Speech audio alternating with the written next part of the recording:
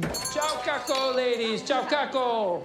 Mrs. Nguyen, it's a beautiful day out there. You should get out of this place once in a while, you know? Throw a frisbee, have some fun. I have a business to run. No. The business is running you. Listen to me. You'll thank me later. Cucumber water for customer only.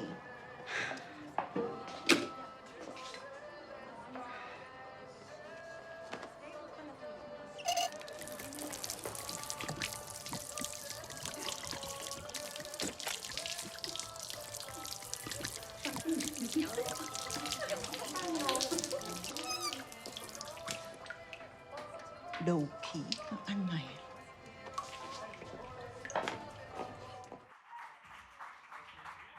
That was Special Shoes, Sticky Shoes, they're called, and San Francisco. A little Fred Astaire going on there, right? Yeah.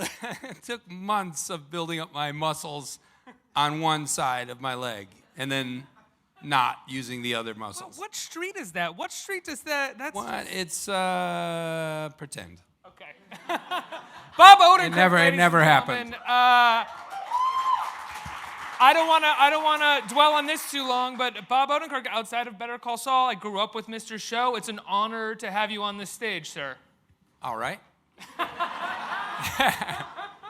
Thank you. It's nice to be here. I'm glad people are so excited about the TV show we worked so hard to make. Better Call Saul has been a big surprise to me. It's that it happened, that I got to do it, that people watched. It shouldn't have been such a... David, don't leave. Come up here. Can he come up here? David, will you... So I don't know if you saw the show I did with David Cross, but we did a show on Netflix called With Bob and David, and I had seen you. Nobody knew you, just me. I was the only one who knew you. And I said, watch this guy. David. More than one place, man. I said, David, in more than one you place. have to see, you have to do him. Because Cross, I knew, could do you so well. And then the brothers thing, and I did watch your interview, so that's where it came from. I did know that you had all those siblings. Yeah. I'm from a family of 7. But for me, the brothers thing made it the great thing. And by the way, it's based on another person, do you know? Gallagher, the comic, told me about it. had a brother who toured as him as Gallagher 2. Yeah. So we have Shingy 2 and Shingy 3. And I know it's not that we didn't change your look or presentation. We just changed one letter. Anyhow, thank you, man. Thanks. Thank you. And by the way, I just told him, somebody somewhere can explain to me what you're talking about. But I got to find that guy. But I know that it's not for me. It'd be like if he watched a tape of me talking about sketch comedy to a bunch of sketch comedy writers, he'd be like, what is he talking about? It's just theory. Because that's where it goes when you think too hard about anything. You know what I mean? That's why these interviews are so dangerous, because you want to be a nice guy and answer the question, what's it like to somebody asked me today, you're a comedy writer and then you're a dramatic actor. What's that transition like? And you're like, I don't want to try to break that down. I'm just going to sound like an ass. I don't even have it's a different job, and you just approach it with whatever skills you have and make an honest effort, and that's not a good answer, the one I just gave you. Well, you even said so that... you start to break it down, and you really feel like Shingy. And you're like, am I just full of crap? I guess I am. I think what I do takes some skills, and I work hard at it, but I can't put it into words. Well, you even said when you were on Breaking Bad and you were just starting there, you would kind of watch Aaron Paul and you would watch Bryan Cranston kind of get into character beforehand, which was something that, as a comedy performer, you always thought might have been kind of pretentious, and then you sort of started to understand it as an actor. Well, I mean, I think, by the way, I think actors, just like writers or anybody who does anything, people come from all different ways to get into the headspace or do their job. But it was really nice to see how hard everyone worked. at putting themselves into the moment. I remember watching Aaron Paul pacing back and forth and really staying in the moment for the whole entire shoot of a very challenging scene. I don't know if you remember the scene where he's waving the gun around in my office. And I thought, yeah, I mean, I need to do that too. I can't play an intense scene and then walk out and, I don't know, do crosswords. I actually have to keep my head in that game, because I guess I'm not that good. And I think probably if you do it for a long time and get better, then, although Lincoln, and I've made this point before, come on, the great actor, Daniel Day-Lewis. I think we were talking about actual Lincoln. Daniel Day-Lewis supposedly dressed as Lincoln and talked like Lincoln and had to be Did he make people call him Mr. Lincoln? I think it was the same thing with There Will Be Blood. And God bless him. What a wonderful part. My God, what a wonderful acting job. Beautiful, great movie if you ever see it. I'm a big Lincoln guy. I don't know if you know, if you've ever watched. I made something that's online that people don't know that I made it. It's a 17-second clip, and it's Lincoln as Sasquatch. And I just had this crazy notion in my head, and I went to the park near my house, and I shot it with a friend, Guy Stevenson. And so go check it out online. And I put it up, not under my name, to see what would happen. And it's so funny to read the comments, because I kind of presented it like, this is film footage that was recently found and compiled from stills. And people are like, I just wanted to make it real enough that people would argue about it, and I succeeded. Anyway, what was I saying? Daniel Day-Lewis as Lincoln. I was about to slam him. No, I was about to make the joke that I guess, I mean, if you're a great actor, shouldn't you be able to be yourself and then put a Lincoln hat on and be an amazing Lincoln? That's the classic. Because I'm the guy who'd be like, you have to call me Lincoln for 2 years before I play him. I have to live like him because I'm not good. I would say that not even for the emotional aspects of your scenes in Better Call Saul, but just simply for the amount of lines that you have, the amount of dialogue that you have to carry a scene as a very loquacious character. Yeah, it is. That would take a certain amount of intensity and preparation and headspace to have to stay in. Well, it's called Albuquerque. That's my headspace. No, but it is kind of helpful that we're in Albuquerque. For a lot of reasons, it's wonderful that we're in Albuquerque. But one of them, honestly, is the focus that I can have, because my family is in Los Angeles, and the part really does, from me, demand that much effort and focus. Because you point out, he's a loquacious character, and I'll have long monologues, and preparing for it and staying focused, it's helpful to be. The sirens are chirping. Yeah. But yeah, it's helpful to be in a place where I can really focus. It seems to me like that's one of the great loves of the show's creators, and maybe even for you as the actor playing Jimmy or Saul, is that the scenes start in one direction and Saul/Jimmy takes them in several others before finally coming to the end of a scene, and it really takes its time to build and get there. And a lot of times, one full act of an episode will be one scene, which is rarely seen on television. Rarely is the audience trusted that much. I mean, these creators, Vince Gilligan, who created Breaking Bad, created Better Call Saul with Peter Gould, who wrote the first episode that featured Saul Goodman and invented the character, I believe Vince has said. So Peter and Vince created this show, and they have really gone out on a limb in the writing and trusted the audience in a huge way, and it's paid off. I come from comedy, and you obviously know if you're succeeding or not because people are laughing, and I've always done shows in front of a live audience. Mr. Show was in front of a live audience, and With Bob and David, that's on Netflix now, live audience for everything. So you know whether you succeed or not. These guys wrote this very unique show, very interior story. The stakes are almost inside the person's soul. That's what the stakes are. And it's a constant kind of like, is he going to break bad again? How far is he going to break bad? I mean, as a similarity to Breaking Bad, it's constant like, this Jimmy guy wants to make it right. Yeah, I mean, there are similarities. I mean, I think Vince, it seems from these two shows, believes that it's very hard for a person to change, that it really is about being kind of pressured and crushed to become more of who you already are, or some version of who you already are. That's what happened with Walter White, and I think it's kind of happening with Jimmy McGill. But we don't really know where this show's going, by the way. I mean, with Breaking Bad, there was more of a sense of an end point, as he'd expressed it. Vince had expressed it was Mr. Chips to Scarface. But we don't really know where this is going. I mean, initially it was he's going to become Saul Goodman, but we've already seen in the first season him after Breaking Bad. So for all we know, it'll carry on, and we'll see a guy mutate 5 ways. Is that exciting for you? I mean, do they It's share very anything? exciting for me. Yeah, no, I mean,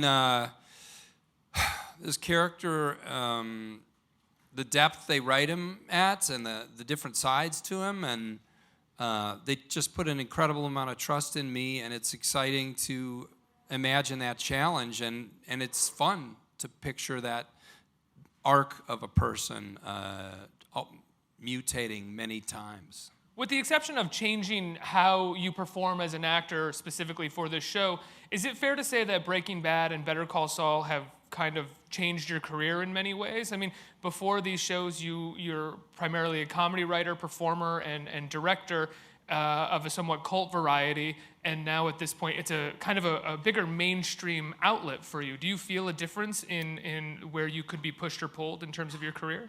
Yeah. Come on. It's huge.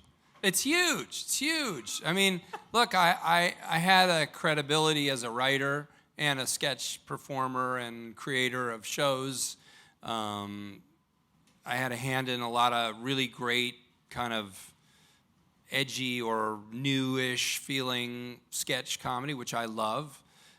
So that was great, and it was certainly enough for me.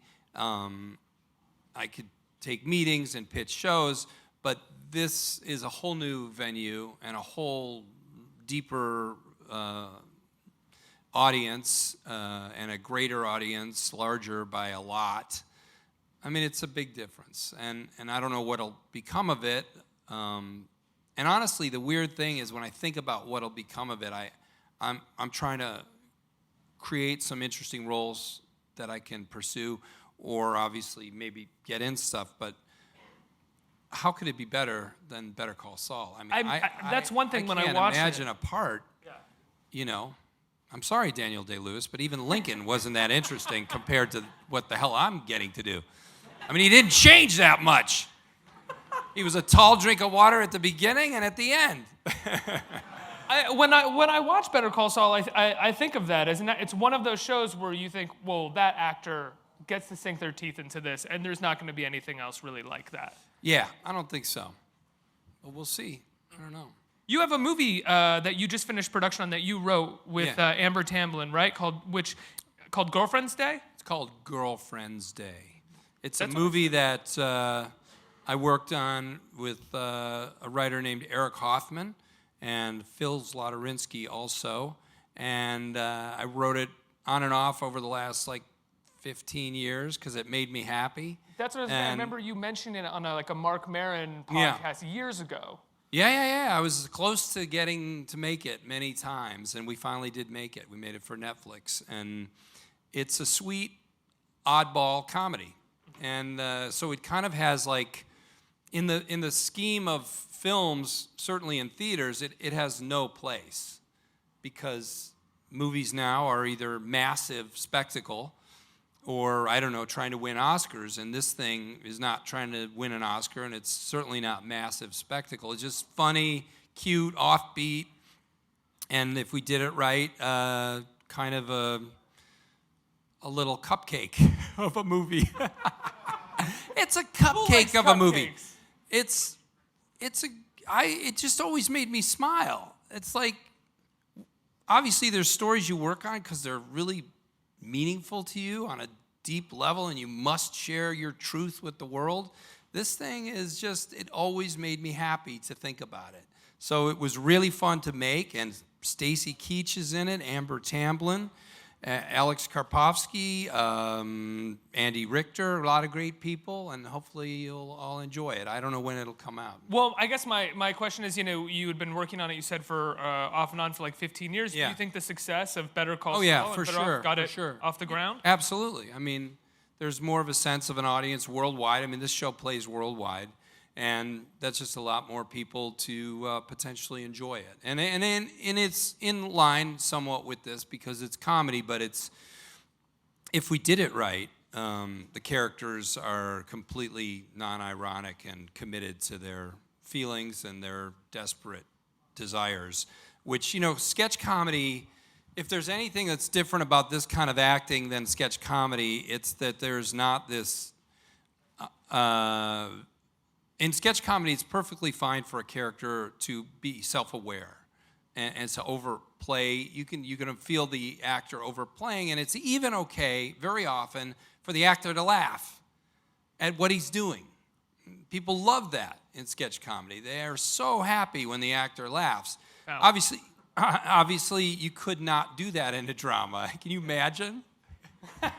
Imagine if in the middle of The Sopranos, James Gandolfini just started chuckling, or in the middle of, I don't know, what do I watch? Lincoln? John Hamm, Mad Men, started laughing, winking at the camera. Isn't this great? Anyway. Were you surprised? I mean, Better Call Saul is a hit. It is a hit. Were you surprised? I mean, we were talking about this before, and Breaking Bad had a sense of tension that it was constantly ratcheting up, and there's a certain amount of stakes that were life or death, whereas you said the stakes are kind of internal. Yeah. And a lot of Better Call Saul is these very long-winded, beautifully written scenes that are somewhat intellectual, that are sort of bringing us to where this character might end up emotionally, and yet it's a hit. Were you surprised by that? Even though you're working with great writers, but I'd imagine you watch the first episode, second episode of it, and you're thinking to yourself, like, well, this isn't like the television they always told us we had to make. No, listen, man. I was surprised. I am surprised. I will remain surprised if it remains doing good with the audience. And it seems to... Look, I just watched the first episode of season 2.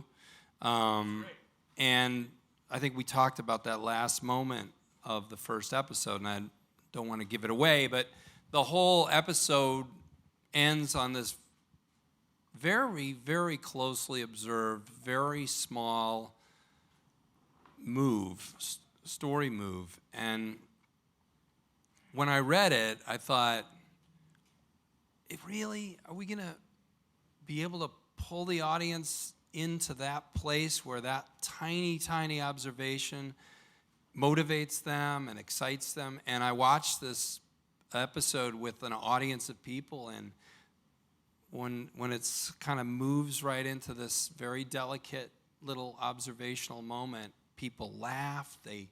You could feel the energy in the room, and it was as big as finding a gun would be. Well, it's a bold move for a first episode to come back for the second season. Most people would want to come back with a gun, with a bang. Yeah. It's a really bold move.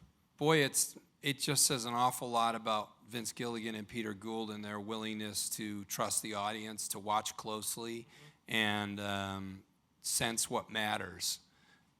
They just put a lot of trust in me and the audience, and they went out on a limb. I think Vince likes being scared. This is a guy who created Breaking Bad, and if you see any interviews with him, he'll be like, I had no idea where it was going, man. I didn't know. Like, I don't really believe him completely, but if it's true, then holy shit. You must have just wet your pants every night. Where am I going with this? Everyone's watching.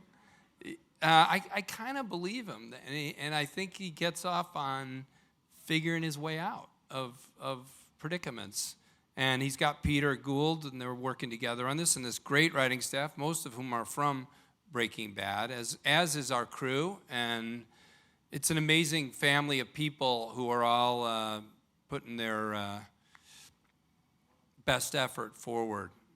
So it's really nice that it plays well. And I don't look at it as, see, I just don't, maybe I've just been in this business for a long time. I don't perceive it as something that is happening to me. You know, people ask me about like the billboards, you know, and I do, the only thing about the billboards that I make personal is sometimes my kids are in the car and I think I should drive by the billboard and right when we get there say, you got to clean up your room and see if the billboard somehow gives me some wind under my sails, and it just pushes them and makes the billboard guy told me I have to do something. I should do what the big man on the billboard says. But I just, you know, it's the show. This is about the show. It's not about me. So, Well, then, yeah, I don't really.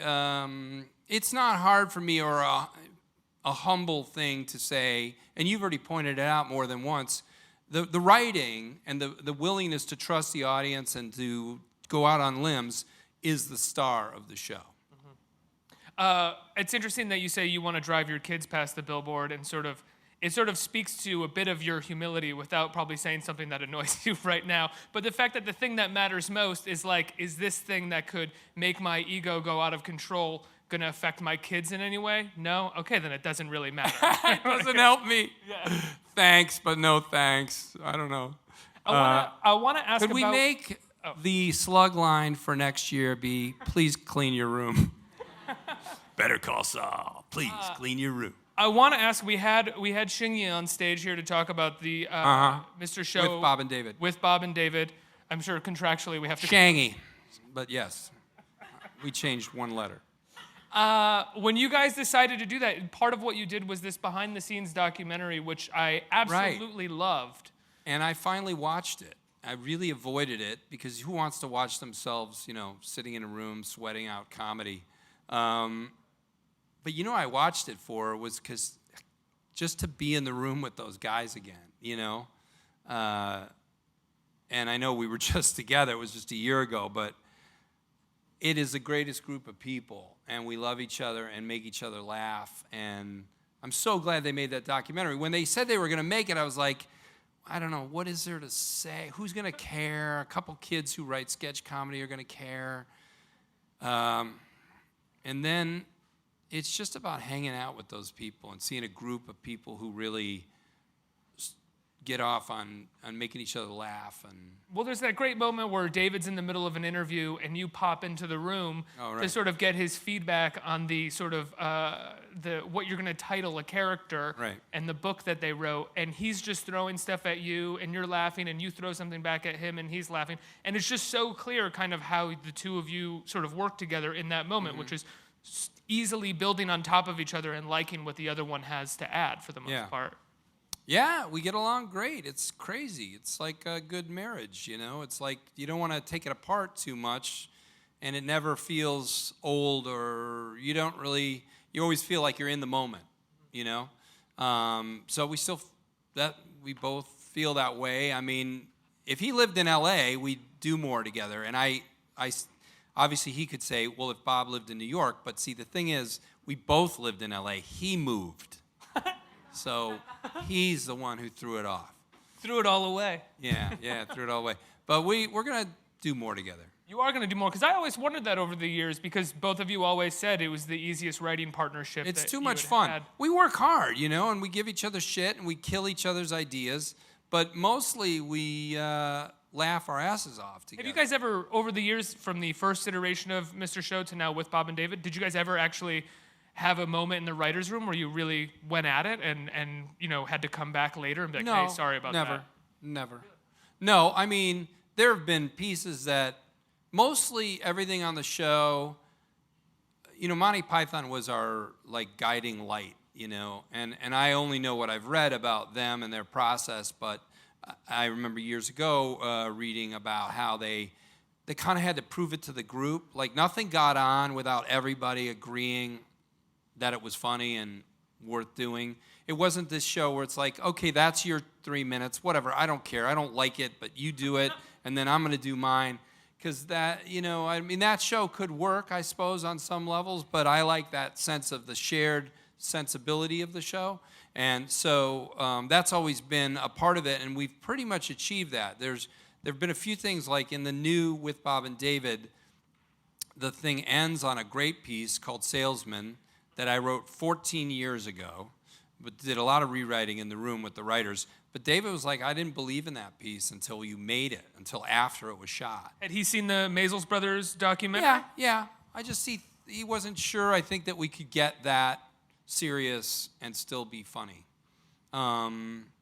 So, there's things like that where we kind of trust each other, but it's never a feeling of like, I don't care, I hate that bit, you do it, There have been bits that we've made that we both hated, but what? only because we tried to make them work and they didn't work. Can you think of a bit There's one called The Queen's Date, The Queen's Party. It was like the worst mess.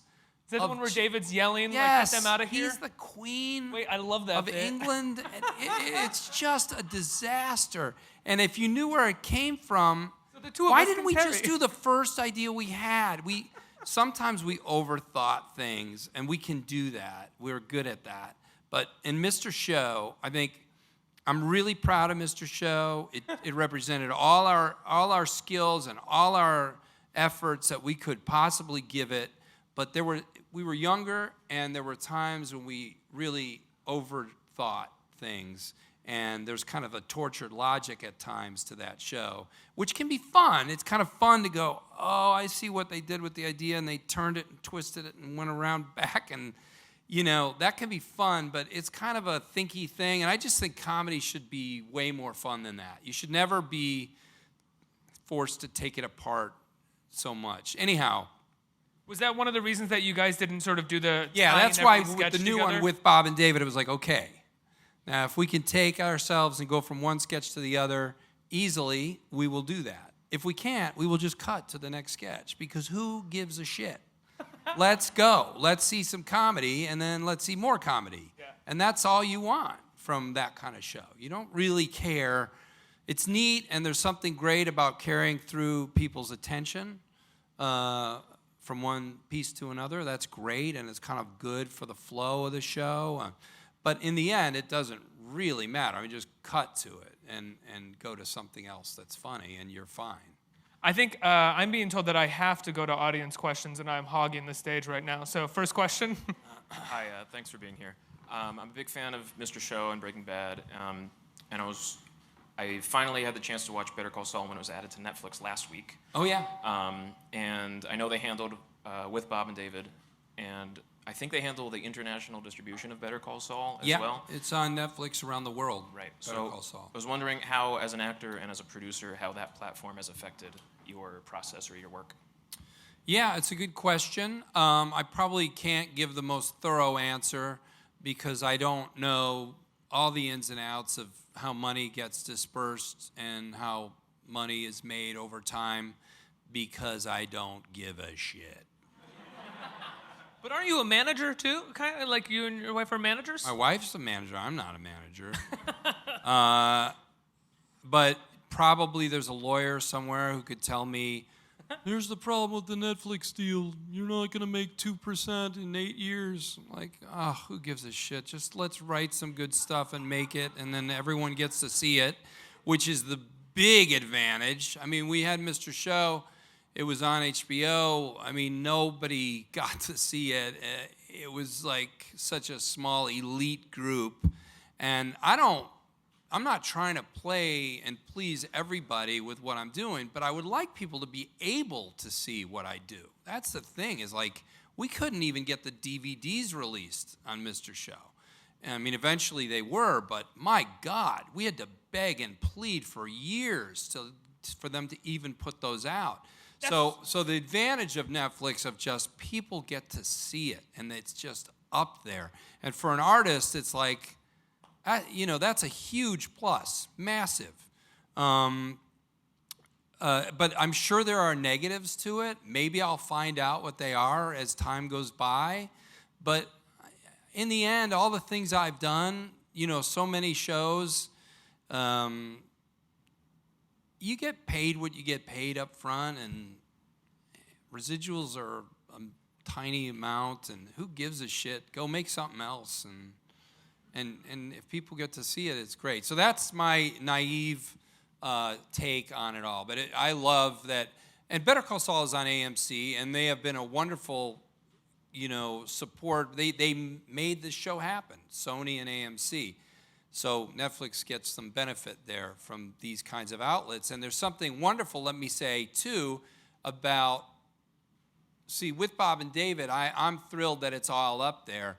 But I think for a show like Better Call Saul, and AMC is exciting because I like that thing of every week. And I think that the writing warrants the thing of every week people watch it and take it apart and talk about it with their friends. It's kind of a little bit of a,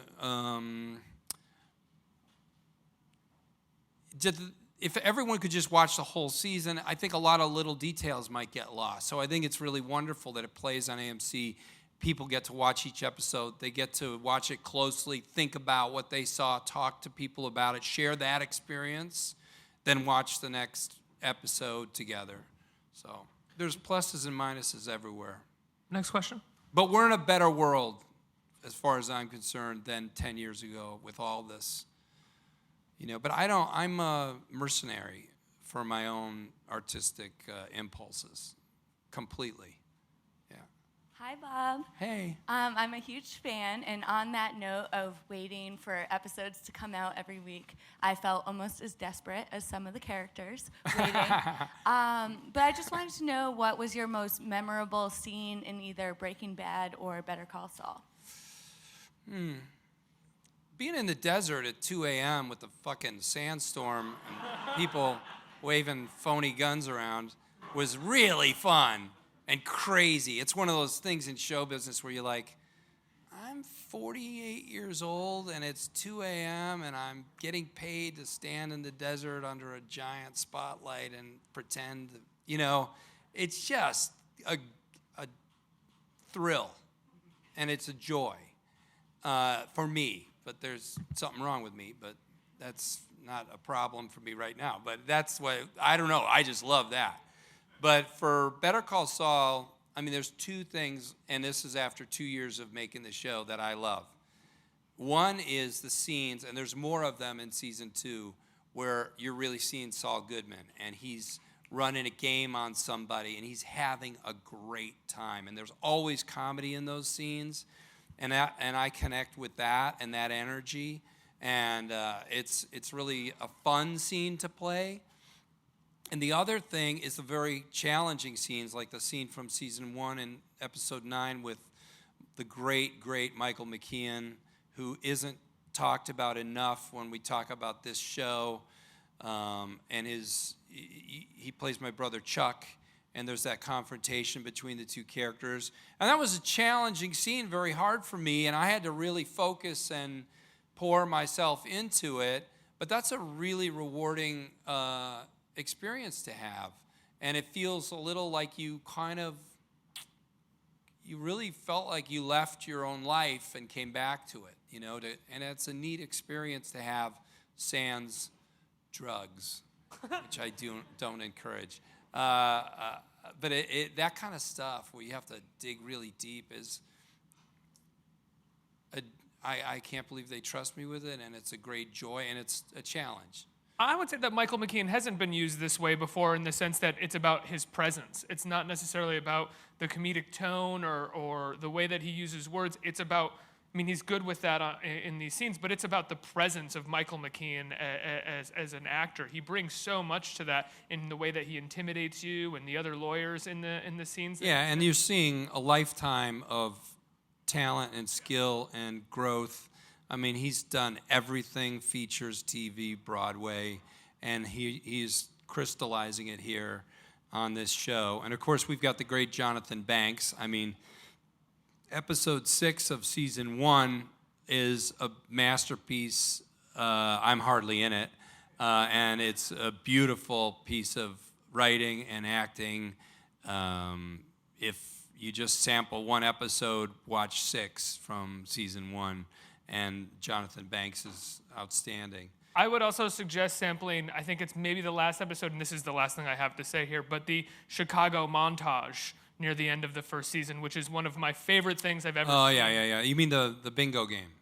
Not the No? not Oh, the I video know what game you're at the end, talking the about. calm Yes. montage with the neon lights. Shit, man, I don't know what that is, but that was so fun to do. Yeah. Did I you? don't know if What was that's it like 8, 9, or shooting 10. that? Huh? What was it like shooting that? It was like old-timey movies. They made that montage is so in line with like a noir film from the 40s. It's like there's so much of what we do that is about amping up what's already been done. And here, Peter Gould, and I believe Peter directed that, goes back to an old, almost cliche, yeah. That's what I loved about it. But it was fun as hell, and it was very self-aware of that's what we were going to do, and it was fun as hell. And it was so daring to just Yeah. drop that in Yeah, the yeah. middle of a show that's not always Yeah. like that. yeah, really fun. Yeah, and there's more of that. And you saw the first episode of season 2, and I would point to that. I can't talk about it. That second to last thing Yeah. that happens, and it really almost feels like a dream. Maybe it is. You got to watch it. There's some great maybe stuff it is. in the beginning of the second season that's picking up where a lot of the first season But left off. these guys It's really go great. anywhere they want, and there's no formula for this show. There's no formula, and I don't think there's a show like it. I would completely agree. The show, when does it premiere, Bob? When does season 2 come back? The 15th, Monday night. It's going to be on Monday nights, because what the hell else have you got to do? And you guys DVR the damn Grammys and watch us. They're going to be fine. But it's Monday nights on AMC. Bob, thank you so much for being here. It's Thank been you. such a pleasure talking to you. Thank you. All right.